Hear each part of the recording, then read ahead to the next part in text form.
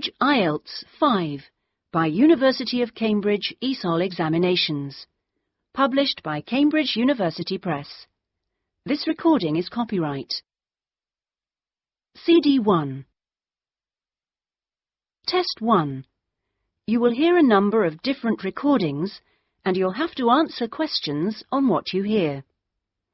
There will be time for you to read the instructions and questions, and you'll have a chance to check your work. All the recordings will be played once only. The test is in 4 sections.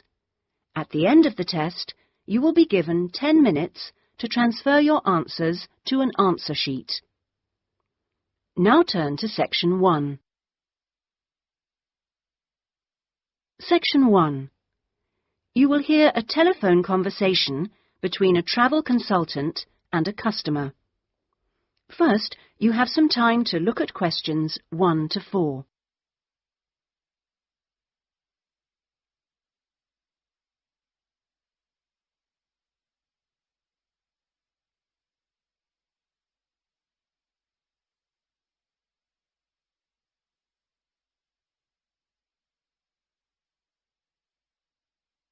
You will see that there is an example which has been done for you.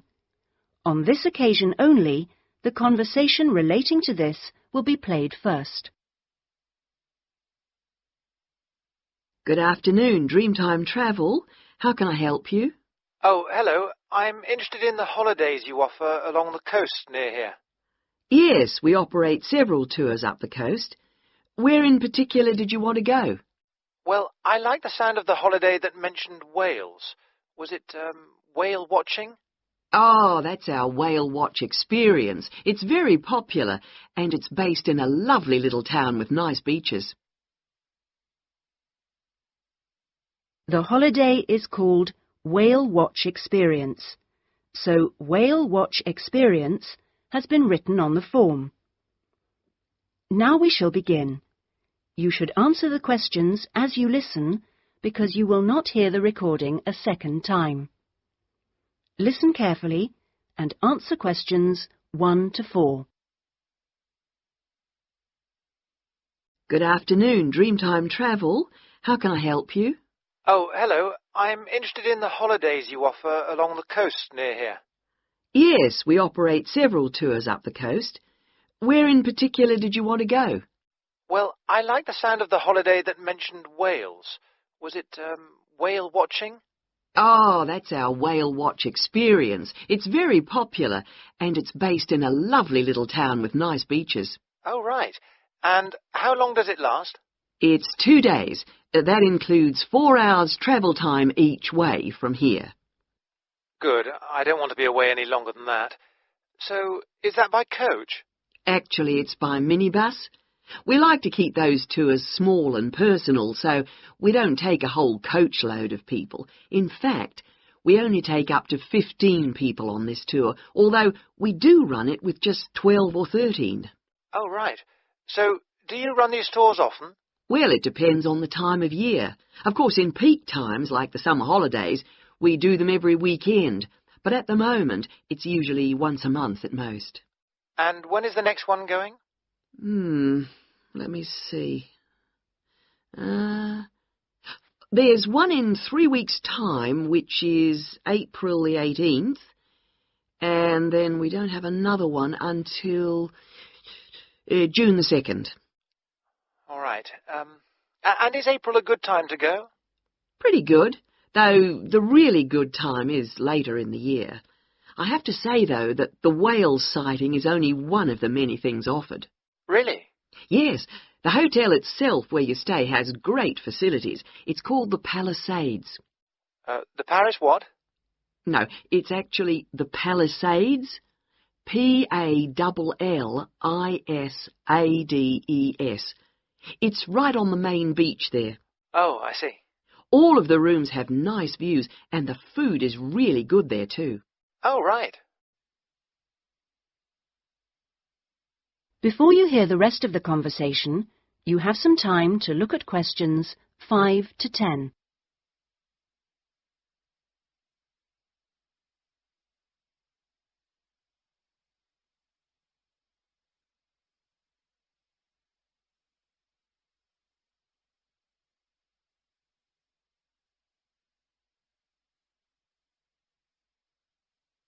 Now listen and answer questions 5 to 10. And what about the other things, that are included in the price? Oh, there are lots of things. If you don't want to do the whale watch cruise, your guide will take anyone who is interested either on a bushwalk through the national park near the hotel, and there's no extra charge for that, or on a fishing trip. That's an extra $12, I think. And there's also a reptile park in town. That costs more or less the same. No, I think I'd prefer whales to snakes. Yeah. And if you just want to relax, you're free to sit by the hotel pool or go down the beach. Oh, and they also have tennis courts at the hotel, but you have to pay for those by the hour. But there are table tennis tables downstairs, and they're part of the accommodation package. Just speak to your guide. Well, that sounds good. So how much is the basic tour price? At this time of year, it's usually around $300, but let me check.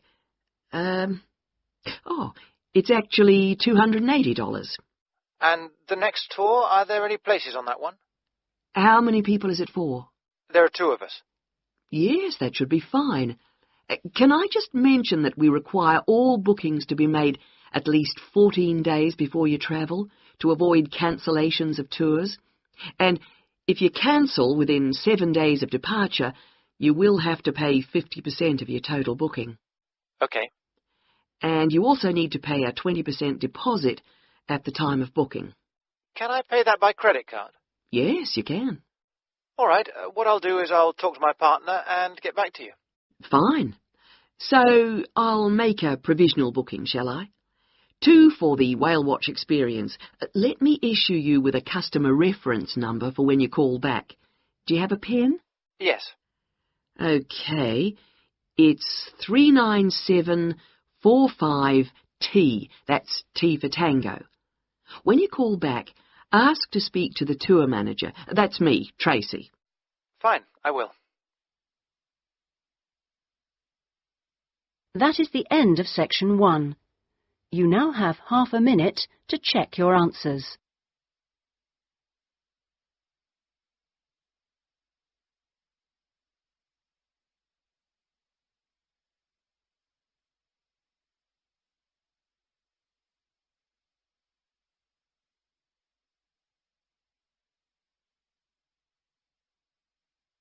Section 2. You will hear a radio program giving parents advice about buying cots for their babies to sleep in. First, you have some time to look at questions 11 to 17.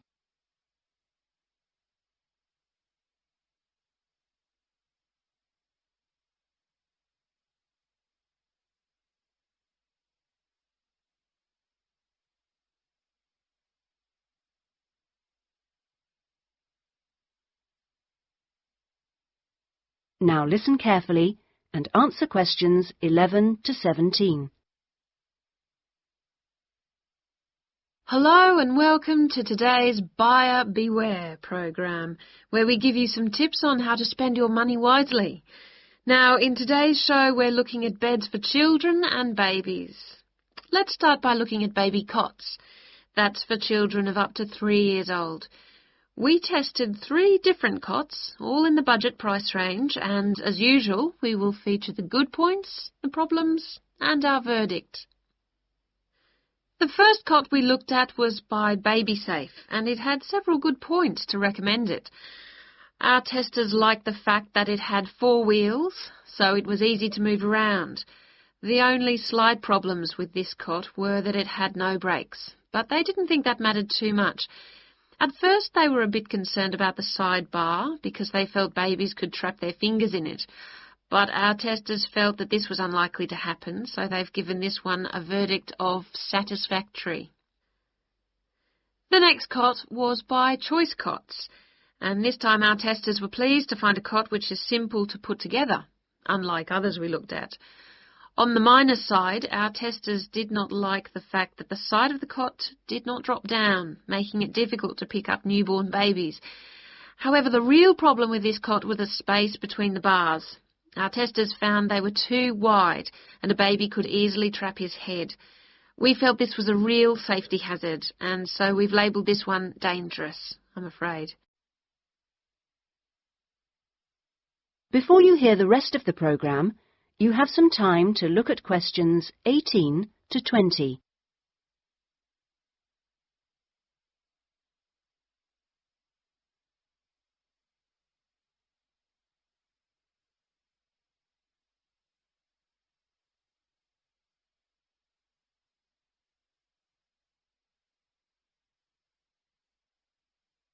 Now listen and answer questions 18 to 20. And finally, better news for the Mother's Choice cot. This cot was slightly different in that although the sidebar did not drop down, the base could be raised or lowered into 2 different positions, making it safe as well as convenient. The negatives for this one were quite minor. The only niggle everyone had was the fact that it has no wheels, and the only other problem anyone could find was that there were pictures, which were simply stuck on and so could easily become detached. The makers have now promised to discontinue this practice. As this cot will then be safe in every way, we have made the Mother's Choice cot our best buy. Congratulations, Mother's Choice. So what features should you look for in a baby's cot? Well, obviously, safety is a very important factor, as well as comfort and convenience. We recommend that if you are buying a cot, do make sure that any metal present is not rusted or bent in any way. You should ensure your cot has only rounded or smooth edging without any sharp edges. This is especially important for wooden cots. And now, on to beds for toddlers. That is the end of section 2.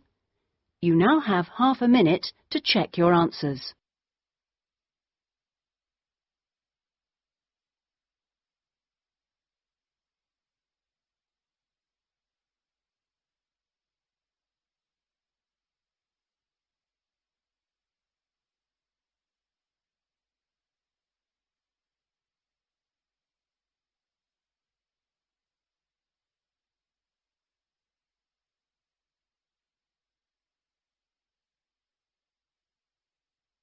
Now turn to section 3.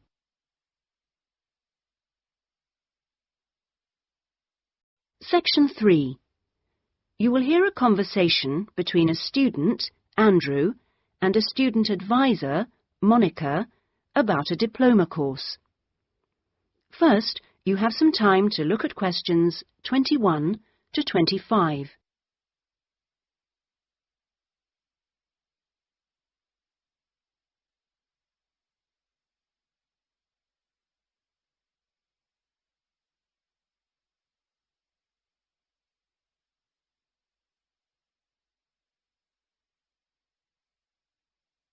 Now listen carefully and answer questions 21 to 25. Excuse me, I was told to come here for advice about management diploma courses. You've certainly come to the right place. Hi, my name is Monica. Nice to meet you. My name is Andrew Harris. So, Andrew, have you seen our diploma course prospectus yet? Yes, I've already looked at it. In fact, I thought the information on course content was really useful. But I'm afraid I'm a bit confused by all the different ways you can do the course. Full-time intensive, part-time, and so on. Mm-hmm. Well, let's see if I can help. I think each course type has its advantages and disadvantages, so it really depends on you, your own study habits, and your financial circumstances, of course. Are you working at the moment? Yes, I've been working in the administration section of the local hospital for the last 3 years. Mm-hmm. And before that, I worked in the office of a computer engineering company for 2 years. So I've got about 5 years of relevant work experience. Mm-hmm. And what I'm hoping to focus on is personnel management. I see. And are you planning to leave your current job to study, or are you thinking about just taking a year off? I want to know what my options are, really. I don't want to quit my job or anything, and my employers are keen for me to get some more qualifications, but obviously it would be better if I could do a course without taking too much time away from work. Right. So you don't really want to do the full-time course, then? No, not really. It's also a question of finances. You see, my office have agreed to pay the cost of the course itself, but I would have to take unpaid leave if I want to study full-time, and, well, I don't think I could afford to support myself with no salary for a whole year. OK. Well, you have two other possibilities. You could either do the part-time course, that would be over 2 years, and you wouldn't have to take any time off work, or you could do what we call a modular course. You could do that in 18 months if you wanted, or longer. It's quite flexible, and it would be up to you. So what does the part-time course involve? For that, you would join an evening class and have a lecture twice a week. Then you'd have to attend a seminar or discussion workshop 1 weekend a month. What kind of coursework would I have to do? Well, it's a mixture. You'd be expected to write an essay each month, which counts towards your final assessment. You have a case study to do by the end of the course, which might involve doing a survey or something like that. And also you need to hand in a short report every 4 weeks. So that's quite a lot of work then, on top of working every day. It sounds like a lot of studying, and really tiring. Yeah, you certainly wouldn't have much free time. Before you hear the rest of the conversation, you have some time to look at questions 26 to 30.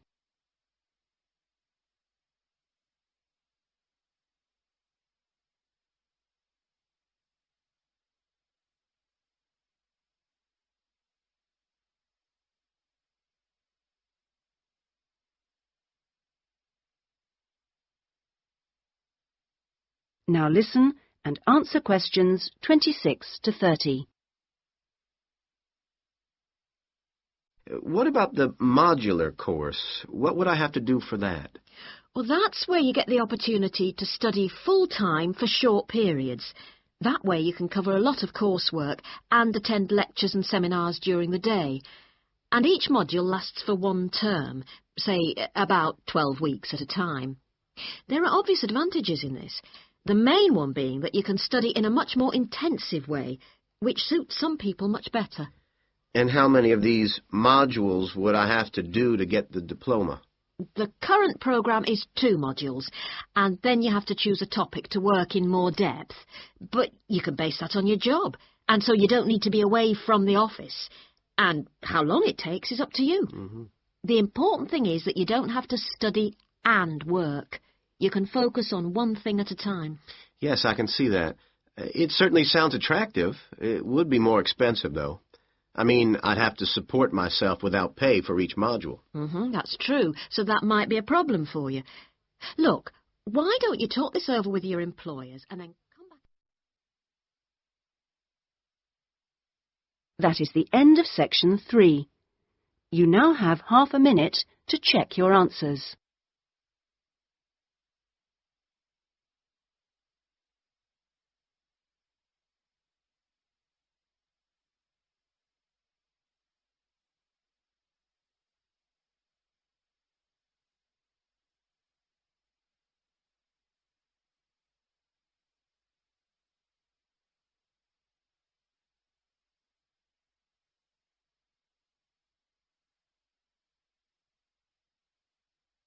Now turn to section 4. Section 4. You will hear part of a lecture given by an economist about North American women's attitude to money and saving. First, you have some time to look at questions 31 to 40.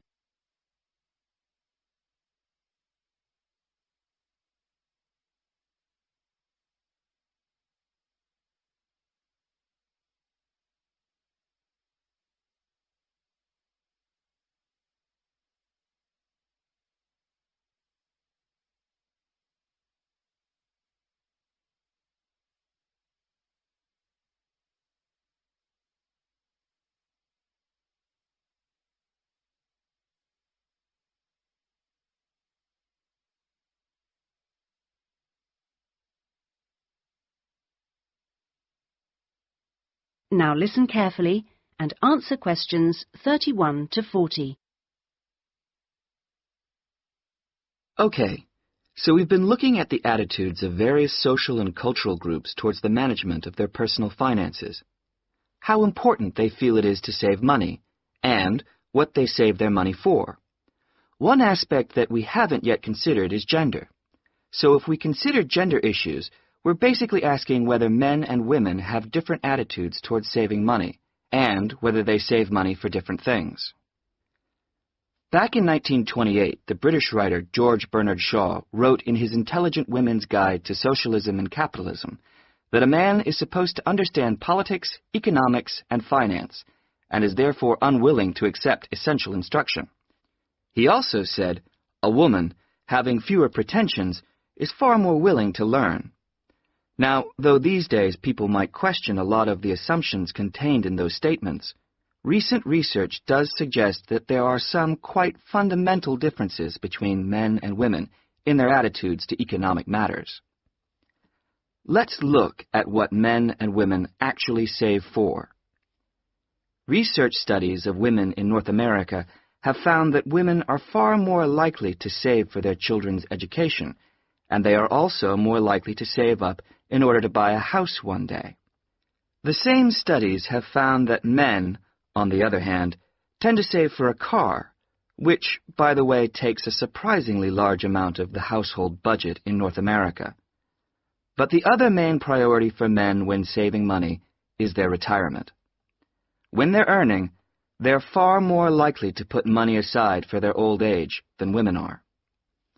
Now, this is rather disturbing, because, in fact, the need for women to save for their old age is far greater than for men. Let's consider this for a moment. To start with, it is a fact that throughout the world, women are likely to live many years longer than men, so they need money to support them during this time. Since women are likely to be the ones left without a partner in old age, they may therefore have to pay for nursing care, because they don't have a spouse to look after them. Furthermore, the high divorce rates in North America are creating a poverty cycle for women. It is the divorced women who will most often have to look after the children, and thus they need more money to look after not just themselves, but others.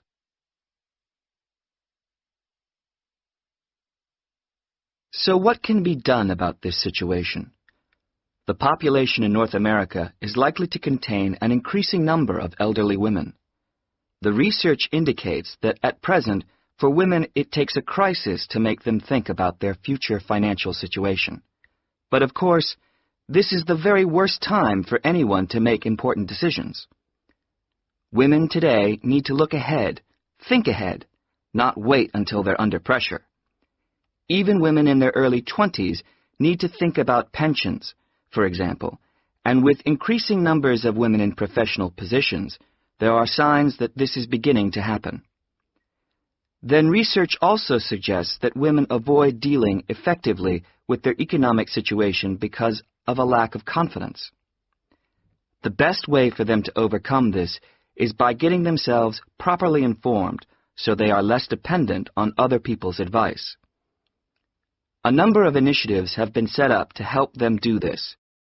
This college, for example, is one of the educational institutions which offers night classes in money management, and increasing numbers of women are enrolling on such courses. Here, they can be given advice on different ways of saving. Many women are unwilling to invest in stocks and shares, for instance, but these can be extremely profitable. It is usually advised that at least 70% of a person's savings should be in low-risk investments. But for the rest, financial advisors often advise taking some well-informed risks.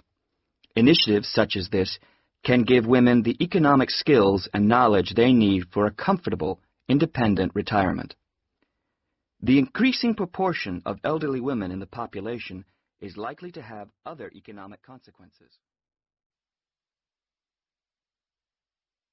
That is the end of section 4. You now have half a minute to check your answers.